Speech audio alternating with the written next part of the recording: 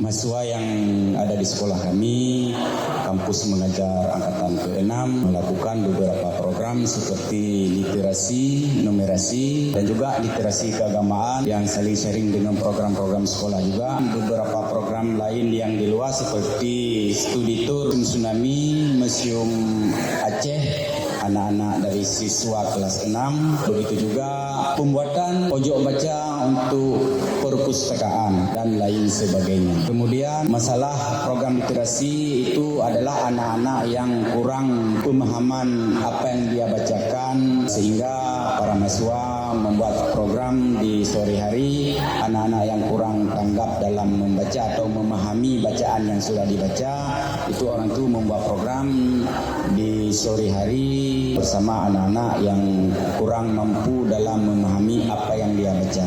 Begitu juga dengan numerasi, anak-anak yang kurang numerasi, mereka juga membuat programnya di hari-hari yang lain juga, tidak hari yang bersamaan. Ada juga saling sharing dengan guru-guru di sekolah, ada program bakat seperti menari. Kebetulan di sekolah kami ada guru dari lulusan ISB Aceh yang sudah biasa melatih tari anak-anak.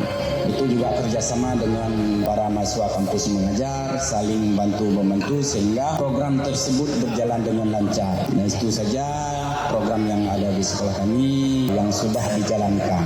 Terima kasih. Assalamualaikum warahmatullahi wabarakatuh.